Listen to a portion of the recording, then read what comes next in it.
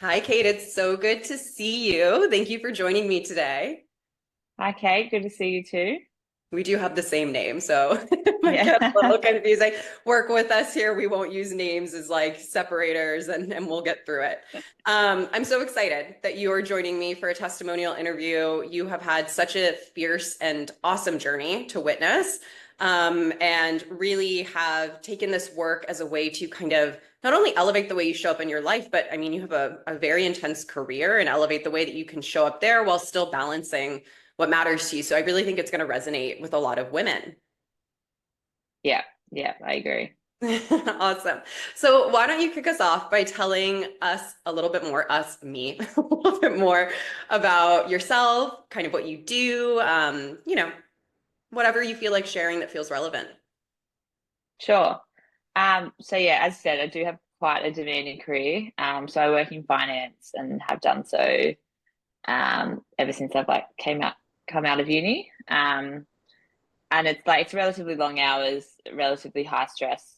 But it is something that I love. So I think that has been like a little bit of a balance, because it kind of, going down this journey, it's never been really an option to be like, oh, well, I'm Yeah. going to stop working, or I'm going to like change jobs, or do anything like that, because it is something that um, brings me quite a lot of joy. So yeah, work is like quite intense, but that is very much my personality, like very much that like type A, high achiever, like put a lot of expectations on myself.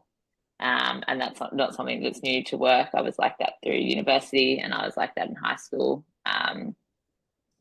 which, is a personality trait, but is also a little bit like of a learned behavior, as I kind of came to figure out Totally. in this work.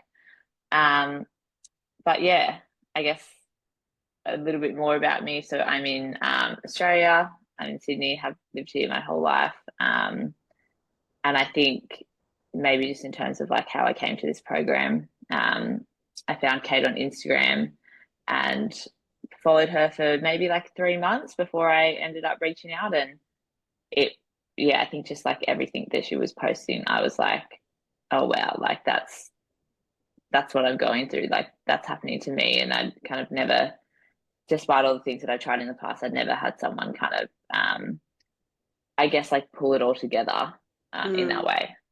Mm-hmm. Oof. Thank you for sharing so much good stuff in there. The first thing I want to kind of touch on is like that you didn't have to give up your career and you also didn't have to give up the amounts that you liked of being a high achiever, type A, like driven woman. And I think a lot of us believe that if we go into healing or regulation work, like we're almost kind of like lobotomizing ourselves, or we're going to become super soft and like chill, and we're not going to be the types of people who are like allowed in a way to be driven and ambitious. And it's actually completely the opposite. When we have regulation work, we're actually not held back so much by our stress and our fears, and we become more effective and efficient in our careers. And I'm sure we'll touch on that a little bit more later. Um, and just like so many women, right, finding me through Instagram, somebody once asked me, they were like, "Who is your social media manager?" Like they do a great job. And I was like, "It's me." And it's really true that I think there's a lot of value in that beginning of kind of contemplation phase of, do I want to do this? Who do I want to do this work with? Could this be something for me? And just simply like hearing that you're not alone in it, right? And hearing that Yeah. even if it was just me, but then you see all the people liking the posts or commenting or whatever, or going through something similar. And why wouldn't we, as driven, ambitious women who live in a society that's like mega values output and our worth being tied to our output, right? So it can put a lot of pressure, like you were speaking about. And so, can you talk to me a little bit about some of the things you were experiencing, I guess, as a result of that pressure, of the stress? I mean, I know it feels like it can be so many different components before you actually started getting into the work with me and getting into the program. Yeah. So I guess this symptoms, for want of a better word, that I was experiencing, I've the main thing has just been like chronic digestive issues like my whole life. Actually not my whole life. It actually started in university, Mhm. like just as I started university, which is how I've kind of always tied it to stress. Um, so that was happening, and I was always stuck in this kind of constant state of like fight or flight, for one of a better word. But you Mm. know, I think like even at the start of this program, you kind of realize that there's like a lot more to it than that. Not just those kind of two, either or. But yeah, I was just like very like in a high stress state in my body. Just always kind of felt like on edge, could never really like shut down from work. Always like I would be having like 8, 9 hours sleep a night, and still waking up tired. Yeah. Um, and it was kind of like, that becomes like a bit of a bearing because you're like, I'm already getting 8 hours sleep. Like, do I need to be getting 9 or 10? And Hmm. then you're like, okay, well, like, do I stop going out and do I stop socializing because like you're so scared that that's gonna like compromise your sleep, and then it's just going to become this snowball effect. Yep. Um, so that there was a lot of that. They were probably kind of my main things that I was experiencing, and I had I think like tried to do a lot of work myself and a lot of work with coaches kind of over the years, but never really had lasting success.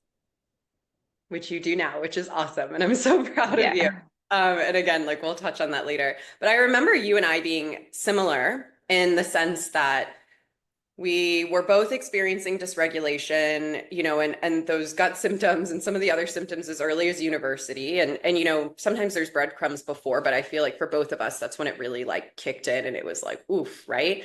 We powered through them. We're very like stubborn, but also like successful in that way, women, right?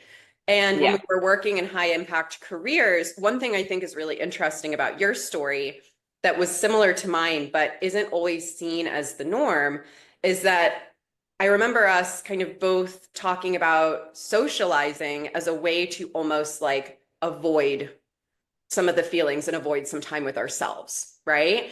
And I yeah, think a lot of people believe that when we are in a state of freeze, that means we are, isolated and totally shut down and we like can't even handle other individuals. Some individuals do get social anxiety, but I think your experience really speaks to just how differently these symptoms of dysregulation can present and how easy it is to neglect the women who seem not only fine, but like thriving on the outside because they're like always out at the thing and they're like always showing up to yeah. work and they make their workout in the morning and that, all of that. And I feel like it's really easy for those women to be kind of fall through the cracks or when they experience this stuff, not be taken as seriously. Does that resonate? Yeah, I think that definitely resonates. And I think that Um, I think part of like tackling the dysregulation phase is kind of figuring out what's a coping mechanism and what's like authentically you, like what's actually part of your identity. And Mhm. so, like, I agree with the social part. Like my industry can be like it is quite social. There's a lot of like opportunities to go out and socialize, and that is something that I was always doing. Like I'd be out kind of like, I don't know, maybe 2 nights a week with work, and then you'd be out on the weekend with friends. And I um, was always like I've since moved, but when I kind of started this program, I was in like a small 1 bedroom apartment, and whether that was the environment or whether it was kind of how I was feeling or a combination of both. But I remember just like never wanting to be at home. I'd always want to be, if I was at home, I was kind of like asleep. Like I wasn't really, Yeah. I wasn't just like sitting at home being. But yeah. And so I was a little bit like nervous to go through this and be like, well, that's kind of like my identity, like the extrovert, like going out all the Yeah. time. What happens if I lose that? Like almost like who am I without that? Hmm. Um, But I'd like, at least for me, I know that like going through this process, like I still love to go out and socialize. Like I am like socializing is something that gives me energy and lights me up. And Hmm. um, I think it's kind of like, the mode of how you socialize, and not falling into that, like definitely for me, not falling into that or if you're going out, like if you're socializing, then you're definitely drinking. And then, you can't just have 3 drinks. You're going out till like midnight. And, Mhm. maybe you're doing that on like a Thursday and a Friday. And then, and it kind of, obviously that gets quite exhausting. Oh my God, absolutely. And like it just, it becomes something where then you're using kind of going out and sometimes drinking as well as a way to like get yourself out. And then you kind of you sit in that cycle and you don't want to sit at home even more because you feel crappy because your body's just kind of been through the ringer. And I think what you've really Yeah. found is like the perfect balance, which is you are still extroverted. You love socializing. I never thought you were going to lose that part of yourself, but you have an ability to actually hear your body and understand if, okay, actually, you know what, tonight I need like a night in. I think you're also able to rest effectively now, where it doesn't just feel restless. So when you are resting, whether it's taking breaks throughout the day or it's, taking a couple hours in before you go out or leaving early and taking some wind down time, you don't feel like you need to totally crash in order to recover from the life that you're living, Yeah. you know? Yeah, definitely. I was definitely almost felt like I was in that like slingshot, like it was one extreme or the other. You know, I had gone out and, you know, really like exhausted myself. And so then I would like pull back and like, not speak to anyone, just be like, no, I need like a weekend in. And then I'd almost go like too far the other way. And then I just slingshot back out. And yeah, Yes. Oh my God, absolutely. Yeah, that is the roller coaster I feel like so many of us enter this on, um, as women who are, driven and successful because we really like, it does feel like extremes. We like give it our all and then we like need, our body almost says like, sorry, no, like you're locked in for the weekend and the idea of doing anything else feels anxiety inducing. But that's where we get stuck in that trap of like, I can't even think about like opening an Amazon pad. Like I can't do anything. I just need to yeah, rest to recover, right? And it's yeah. such a beautiful thing when we find that ability to ebb and flow and find our balance naturally. That's awesome. So, okay, when you first started the program, because a lot of people like, I want to talk about your long-term success for sure and like these big shifts that you've had, but I also know that feels very far from where a lot of women are who might be watching this. So, what were some of Yeah. those like initial shifts, initial indications that this type of work was working for you and was actually supporting you in your healing and in a different way, I guess, than some of the things you had tried in the past? I think the I'd probably say like the first thing I noticed was more just like the bespoke nature of it. So obviously like there is the structure um and like the I guess like loose plan of how you kind of see everyone going through the program. But it's not fixed. And I think that is the kind of first thing I started to notice, like as someone that's like a high achiever, you want to do the program and you want to do it perfectly because if you don't do it perfectly, then you're not going to get the results. And so that was probably the first thing that I noticed that like I'd get stressed that I, had only done, 2 modules or I just got stressed that I was like falling behind. And then I'd have a like one-on-one with you and you would just like fully bring me back and, be like, no, this is like, you'd very much reassure me that it's um, very tailored and like there is no set pace. There's no format. You would always like adjust it to kind of to meet me where I was. And I would always leave like the one-on-ones. I'd kind of go into them being like almost like prepared to lie to you, prepared to be like, yeah, Yeah. yeah, like I did that, like even though I didn't, and like yeah, like I'm feeling really good, even though I wasn't like Yeah. so like so strange thinking back of it now.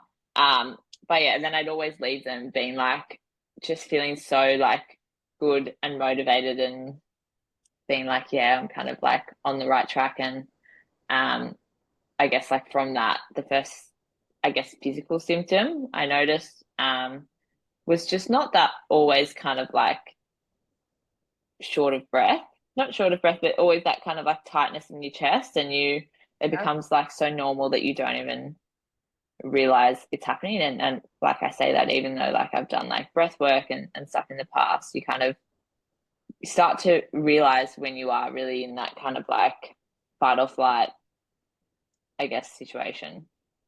Yeah, like the first time you actually take like a deep breath without having to think about it, right? Like that's actually a Yeah. very powerful moment. And I've heard that from a number of women where they're like, whoa, like I didn't realize how much space I had to like bring oxygen into my body because I'm always like up here and it always feels so heavy, right? Yeah.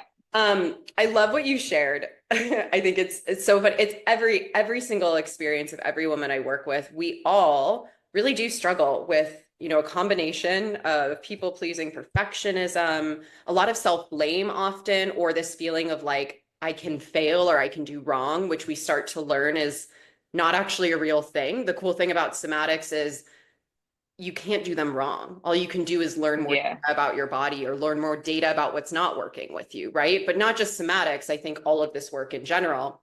And it speaks to you and your willingness to stay open regardless, right? And I think that also speaks to how committed you were to healing.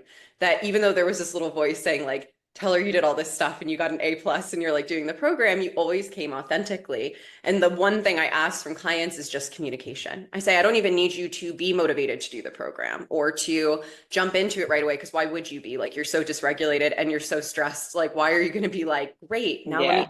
like a ton of stuff to my plate, right? um Yeah.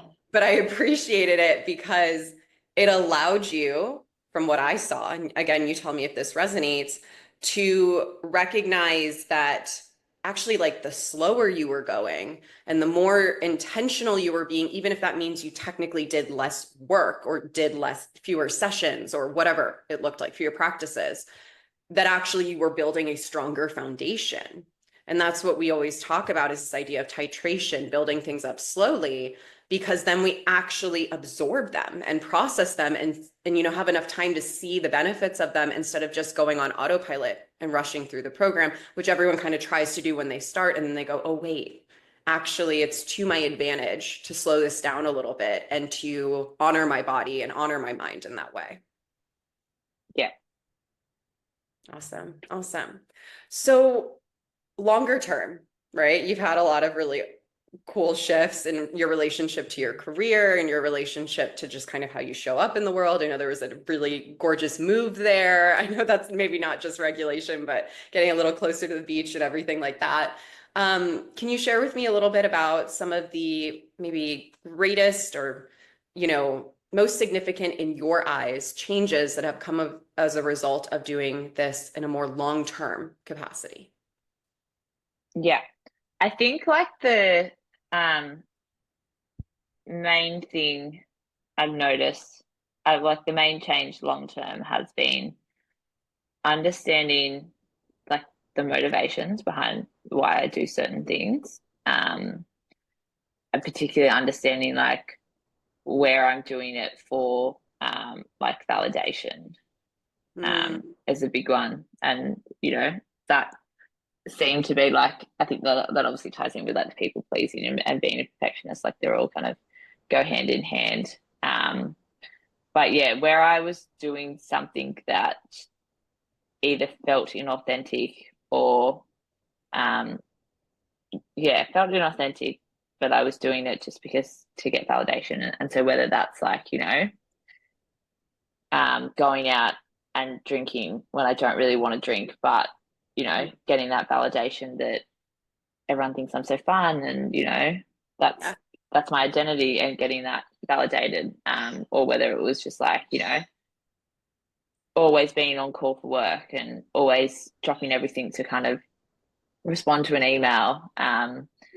Even though like, you know, that's that's not the culture at my work. Like my bosses would be like, why are you online? Like what are you doing? It's like a And I Sunday think morning and they're like, what? Are you responding? yeah, they're like, you're on holidays, why are you online? And I Yeah. would just like, it's just that tight kind of almost like I was like grasping onto those things that I like felt that I had like some semblance of like control over. Mhm. Um and so like really being able to kind of let that stuff go, has been huge. And yeah, I think like you mentioned the move, and that was quite a big thing for me. Like it was something that I felt like I wanted to do, but it was like a relatively big leap financially. And so I was scared. I was like stuck in like scarcity mindset and being like, God, this like I just don't know that I feel comfortable doing this. But like, I took the leap and I was like tested there for a little bit. Like at one point I was kind of paying mortgage and rent.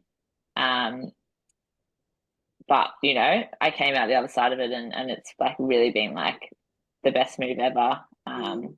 It's only like a few suburbs away, but the kind of like the apartment, the location, very much like feels authentic, and that was one of the kind of first shifts, I guess, like tailored shifts that we made in the program was, obviously doing like somatics and then doing like visualization after it. And I was just like, I get home from work, I do the somatics, and then like if I try to do a visualization, I just fall asleep. Like I can't do it. Like it's not working for me. And so you kind of change it up, and instead of that, I was just doing like a 6 minute visualization in the morning before work. Um, and in that 6 minute visualization, like kind of this apartment and this kind of like location and lifestyle was what I was visualizing in that. So Mhm. that it was nice for that to kind of come through about 3 months in.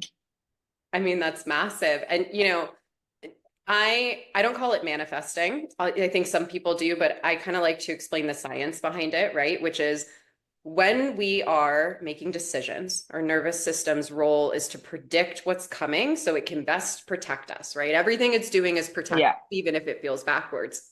And so when we don't incorporate subconscious work that involves visualization, feeling sensations of joy, thinking about our future, not in a like doomsday scenario, but in a like this could happen scenario. And it doesn't even have to be like the biggest, best scenario ever, just something that feels achievable. And we're honest with ourselves and our systems about what that is, right? And I think we get to bigger and bigger goals as we go. What we're doing is allowing the nervous system now to not only pull from past experience as predictive, which is often in some ways has a shadow cast over it with all of these things that prove to us, it's unsafe to do this, or it's unsafe to spend money, or it's unsafe to, tell somebody I don't want to drink because they're going to think of me differently or whatever. And then yeah, through these practices using somatics to deactivate the body and then being able to go into subconscious work. Because I think in the beginning, when we're so activated, we can't even get into it. We're just thinking about our to-do list the whole time. We're able to now pull from a pool of what feel almost like memories because we've really gotten into them. We've felt how they would feel in our bodies. Like we've really put ourselves there, but they're not memories yet. And it allows our subconscious to kind of almost like a machine really start to gear us towards that direction and gives us the capacity to even consider taking a risk. Because when we feel so yeah, unsafe, if we don't have enough safety, how are we going to take a risk, even if we know it's the right thing and look how beautifully it's worked out for you and it was calling to you? Because the the risk feels too scary in comparison to the potential reward when we just are in unsafety all the time, right? yeah, It's awesome. It's huge. And it's, it just continue with you. I think you'll message me and we'll check in and stuff and just continue to see these big strides in you. And that is really the beauty of this work, that it just keeps going and going. Like once you have enough of an emotion yeah, shift, it all just keeps building. The way you set boundaries, the way you relate to yourself, your limiting beliefs fall off, like you change your beliefs. And I almost as a coach kind of get to this point where I know I'm like, and I think I remember saying this to you at one point, but it was a lot earlier than maybe you would have thought it. I was like, now I know for sure yeah, it'll be fine. Like I have no yeah, question because we've got the ball, the seeds are in there, they're rolling. Now we just need to reinforce, reinforce. And I think it's just so gorgeous to see how everything just keeps improving for you as you go forward, right? Talk about sustainable healing. That's awesome. yeah. So last question, because I have to, it's a testimonial interview, right? If you were going to talk to someone by way of this video, who was thinking about joining the program, but we just talked about how you're in survival mode. It feels like risk, whether that's financial, whether that's emotional, whether that's like, is this person a con artist on Instagram, right?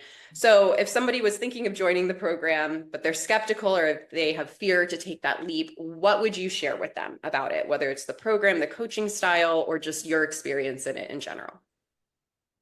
I think a few things. Definitely coming back to that, like, yes, it is a program, but it's very tailored. So don't kind of be worried that, oh, I've done, because I definitely have. Like, I've found other coaches on Instagram and done those programs and had no success and just, you know, given away thousands of dollars. Um, so Yeah. this is very like it is very tailored and yourself and your team kind of very much meet everyone where they're at. And so I assume that there's, multiple women in the program, and they could be going about it like kind of, different ways, depending on what their like situation is. Um, the other thing that I would say is that don't like you don't expect to walk out of the program and be ever going to feel bad again. Like, I'm never going to experience the symptoms that I felt coming in. I think for me, it's more about you come out of it and you're just much more in tune with your body. And so you notice when you kind of I notice now that if I'm kind of fall back into that like fight or flight, um, I just very much realize it, and you can be like, oh, okay, well, like I need to like start introducing some more somatics, or like I need to peel this back. Um, yeah, I think like very much the self-awareness piece. Mhm. And yeah, very it like maybe a good way to put it is like you come out of this program very like empowered with the tools that when you fall back into that situation, you feel confident to kind of deal with it yourself.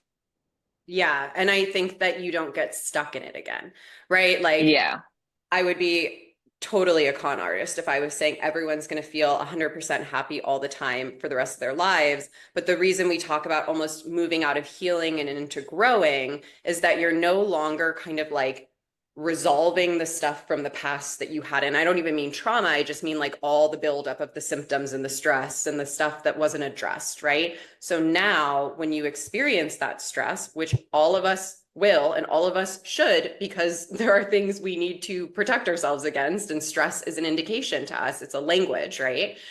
Then yeah, you have the ability to resolve it quickly. And I always like to joke that kind of like your pain tolerance goes down, but that's actually your superpower because you never let yourself go to that point of like absolute burnout again, right? yeah, Awesome. yeah, definitely.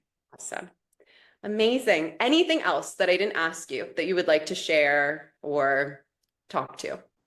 Coming or just like in this program, like it's just been um such like a it has been like a little bit life changing. And just the way you kind of bring everything together and all the kind of different modalities that, a lot of coaches just do kind of like one or the other. And your flexibility with it and yeah, just everything, like the support that you give to everyone in this program, it's amazing. So glad you feel that way. It has been such an honor coaching you, and it has been lovely chatting with you today. I can't wait to catch up soon.